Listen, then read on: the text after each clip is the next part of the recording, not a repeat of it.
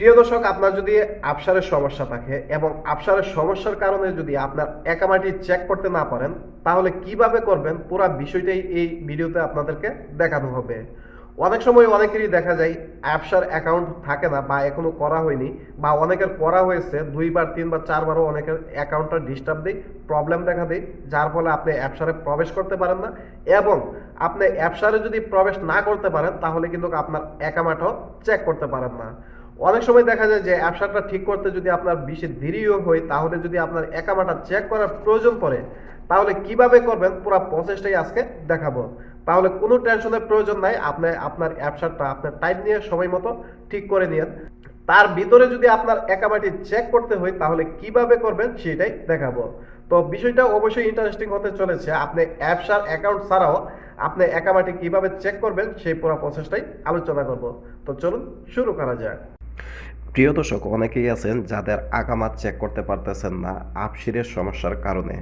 অনেক সময় দেখা যায় যে আপনার আপসিরের অ্যাকাউন্ট থাকে না, বা আপসিরের অ্যাকাউন্ট যখন ডিস্টার্ব দেয় তখন কিন্তু আকামা চেক করার জন্য খুব একটা জটিলতা দেখা দেয়। এজন্য আপনাদেরকে দেখিয়ে দিব, আপনার যদি আপসির অ্যাকাউন্টে কোনো সমস্যা থাকে তাহলে কিভাবে খুব সহজে আপনি ওয়েবসাইটের মাধ্যমে ঢুকে আপনার আকামাটি চেক করতে পারবেন অনায়াসে। তো যাদের আপসিরের সমস্যা আছে কেবলমাত্র তারাই দেখবেন, কারণ বর্তমানে জানেন যে আপনার আকামা দেখতে গেলে আপসিরের মাধ্যমে দেখতে হয়। তো এখন দেখিয়ে দিব যাদের আপসিরের সমস্যা, আকামা চেক করতে পারতেছেন না আপসিরের কারণে, তারা কিভাবে চেক করবেন। এজন্য আপনি যে কোনো একটি ব্রাউজার ওপেন করবেন। তো এখান থেকে আপনি ক্রোম ব্রাউজারটি ওপেন করে দিবেন। তারপরে এখানে সার্চিং বার পেয়ে যাবেন, এখানে লিখবেন mol.gov.akama বা এসে, যেটাই আপনি ইচ্ছা হয় এখান থেকে দিতে পারেন। তারপর এখানে যে 2 নাম্বার ওয়েবসাইটটি দেখতে পাচ্ছেন, এখানে আপনি একটু ভালো করলে লক্ষ্য করলে দেখবেন mol.gov.sa। তারপরে এখানে সাকসেস যে অপশনটি আছে সেটি, এই ওয়েবসাইটটি যেটি দেখতে পাচ্ছেন দ্বিতীয় ওয়েবসাইটটি, সেটাতে আপনি ট্যাপ করবেন। প্রথম ওয়েবসাইটটিতে দিবেন না, ওইটাতে আপনি দেখতে পারবেন না, এই জন্য যে দ্বিতীয় ওয়েবসাইটটি আছে সেটিতে আপনি ট্যাপ করবেন। তারপর একটু আপনি অপেক্ষা করবেন, একটু লোডিং হচ্ছে। তারপর আপনার সামনে এইরকমভাবে একটি পেজ চলে আসবে। তো এই পেজটা যদি আপনার আরবিতে আসবে, আমি এটাকে আগে ইংলিশ করে নিয়েছি সেজন্য এখানে ইংলিশে দেখাচ্ছে। তো এখানে যদি আরবিতে আসে তাহলে এখানে উপরে দেখতে পাচ্ছেন 3 ডট, এইটাতে আপনি ট্যাপ করবেন।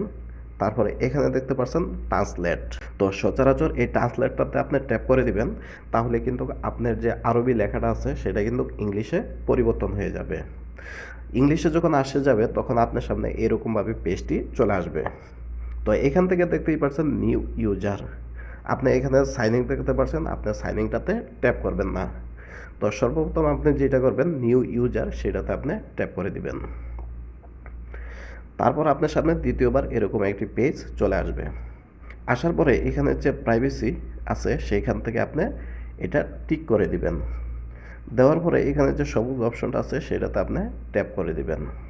ট্যাপ করে দেওয়ার পরে আপনার সামনে তৃতীয়বারের মতো এই অপশনটা চলে আসবে। তো এখানে আপনি পেজটা একটু ভালো করে লক্ষ্য করুন। লক্ষ্য করলে দেখতে পারবেন আইডেন্টিফিকেশন নাম্বার, সেইখানে আপনার একামা নাম্বারটা দিবেন। এখানে আকামা নাম্বারটি দেওয়া হওয়ার পরে এখানে যে দ্বিতীয় অপশনটি আছে ডেট অফ বার্থ, তো এখানে আপনি জন্ম তারিখটা দিয়ে দিবেন। তো এইটাতে আপনি সর্বপ্রথম ট্যাপ করবেন। ডেট অফ বার্থে যখন আপনি ট্যাপ করবেন তখন আপনার সামনে এরকমভাবে একটি পেজ চলে আসবে। এই অপশনটাতে ট্যাপ করার পরে এখানে কিন্তু হিজরি আসছে। তো এখানে যে হিজরি অপশনটা দেখতে পাচ্ছেন সেটাতে ট্যাপ করবেন এবং এডি যে অপশনটা আছে সেটাতে আপনি চয়েস করে দিবেন। দেওয়ার ফলে আপনার যে জন্ম তারিখটা আছে সেটা কিন্তু এখান থেকে আপনি ইংলিশে দিতে পারবেন। তো এখান থেকে আপনার জন্ম তারিখটা দিয়ে দেন। প্রথমে আপনি দিবেন আপনি কত সালে জন্মগ্রহণ করেছেন। তো এখানে দেখতেই পাচ্ছেন আমি জন্ম তারিখটা কিন্তু বসিয়ে দিলাম। প্রথমে আপনি সাল দিবেন, তারপরে মাস দিবেন, তারপর তারিখ দিবেন। তারপরে একটু নিচের দিকে দেখতে পাচ্ছেন, এখানে দেখতে পাচ্ছেন একটা ভেরিফিকেশন কোড দিতে হবে। তো এই ভেরিফিকেশন কোডটা হলো এই যে উপরে যে ইমেজ কোডটা দেখতে পাচ্ছেন সেইটা। তো এখানে সুন্দরভাবে এই কোডটা আপনি দিয়ে দিবেন। ওকে। দেওয়ার পরে আপনার যখন সবগুলো দেওয়া হয়ে যাবে, প্রথমে আপনার আকামা নাম্বার দিবেন। দ্বিতীয় অপশনে আপনি যে আপনার জন্ম তারিখ আছে সেটা আপনি ইংলিশে দিবেন, সাথে, সাথে আরবিতেও নিয়ে নিবে। তারপর যে আপনার সোয়াইপ কোডটা আছে সেইটা দিবেন এবং একবার ভালো করে চেক করে নিবেন।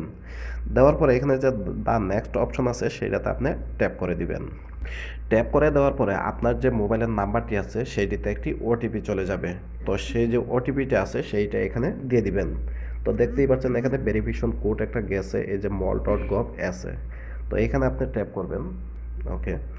এখানে যখন এসএমএস নাম্বারটা দিয়ে দিবেন, তারপরে এখানে যে সেন্ড অপশনটা দেখতে পাচ্ছেন সেখানে আপনি ট্যাপ করে দিবেন।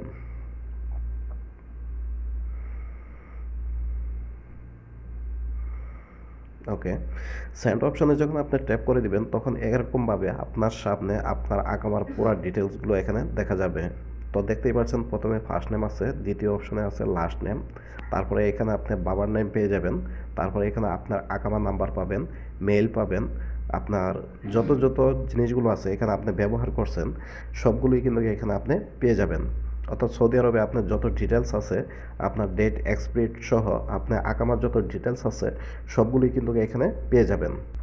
তো যাদের আবসারের সমস্যা আছে, যারা আবসারের কারণে আকামাটি চেক করতে পারতেছেন না, আশা করি এই উপায়ে আপনার আকামাটি চেক করতে পারবেন।